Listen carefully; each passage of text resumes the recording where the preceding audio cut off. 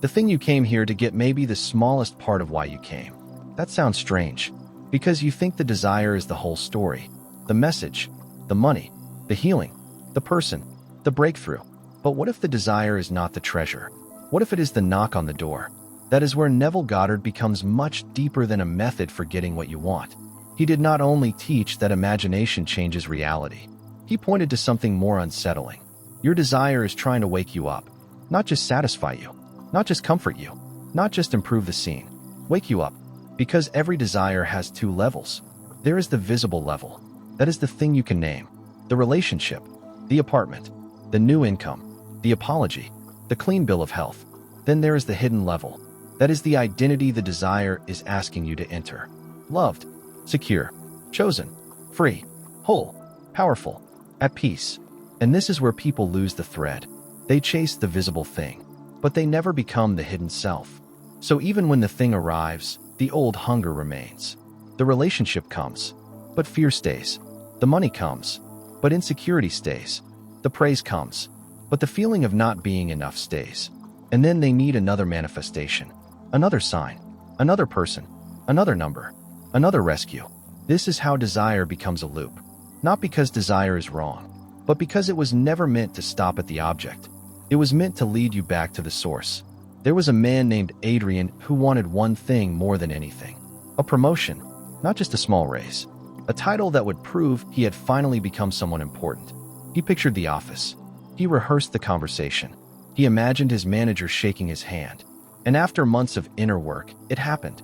He got the title. He got the raise. Everyone congratulated him. For about 3 days, he felt untouchable. Then something quiet returned. The same tightness, the same need to impress, the same fear that someone would discover he was not as confident as he looked. That is when he realized something painful. He had manifested the position, but he had not entered the state. He had changed the label, but not the identity. This is the moment many people misunderstand. They say, "Why am I still not happy?" They think the manifestation failed. It did not fail. It revealed the unfinished work. The outer result showed him exactly where his consciousness still lived. He had wanted the promotion to tell him he was enough.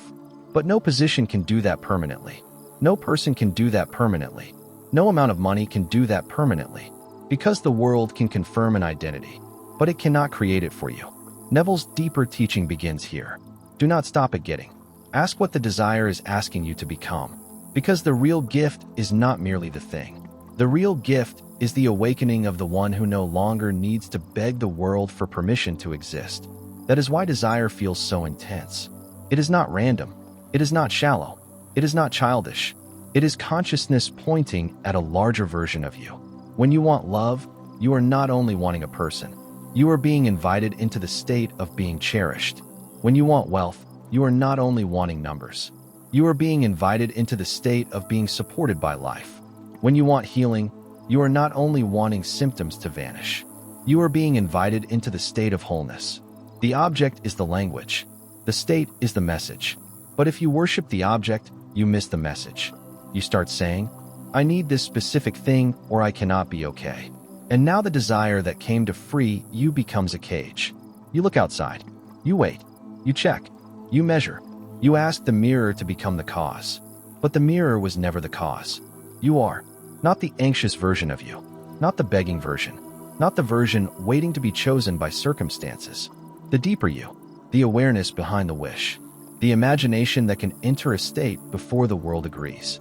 Adrian eventually stopped asking, "How do I get more recognition?" He asked a better question. Who would I be if I no longer needed recognition to feel real? That question changed him. Not loudly, not instantly, but deeply. He stopped performing confidence. He started resting in it. He stopped treating every meeting like a test. He stopped reading every silence as rejection. He did his work from a different center. And then something unexpected happened. The promotion stopped being the peak of his life. It became a step, not because he was ungrateful, but because he had found the part of him the promotion was pointing toward. This is the secret hidden inside every desire. It is never only about receiving. It is about remembering. You are not here to collect objects and call that awakening. You are here to discover the self for whom fulfillment is natural.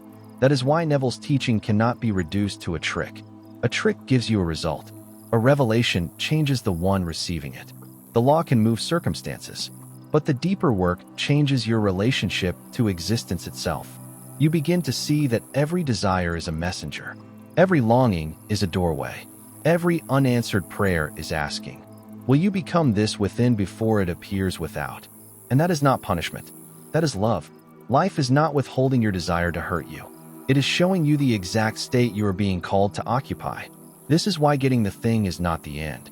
Sometimes it is only the beginning, because after it arrives, you still have to answer the deeper question. Do you know who you are without needing the world to keep reminding you? Can you be loved before the message? Can you be wealthy before the deposit? Can you be whole before the report? Can you be chosen before they choose you? That is the shift. Not pretending, not denying reality, not acting superior. Simply returning to the source inside you before the reflection arrives. When you do this, desire becomes sacred. You stop being ashamed of wanting. You stop calling your longing a weakness. You understand that the wish is not pulling you away from God. It is pulling you into the discovery of God within you. That is why the desire matters. But it is not the throne. The one who imagines is greater than the thing imagined. The one who assumes is greater than the scene assumed. The one who awakens is greater than every dream they walk through. So want what you want. Do not apologize for it.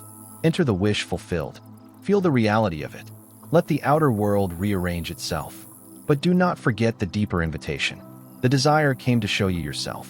Not the frightened self. Not the incomplete self. Not the self begging for evidence. The creative self. The awakened self. The self that remembers. I am not here to chase shadows. I am here to know the light that casts them. When that becomes real to you, manifestation is no longer a desperate attempt to complete your life. It becomes a natural expression of the identity you have accepted, and then you stop asking, when will I get it? You begin asking, what part of me is this desire trying to awaken? That question changes everything, because the object may satisfy you for a moment, but awakening satisfies something much deeper. The desire is not the destination. It is the doorway. Walk through it, and find the one who is calling you from the other side. And if this message resonated with you, don't forget to like this video, subscribe to the channel, and hit the notification bell, because what you learn next could change your life.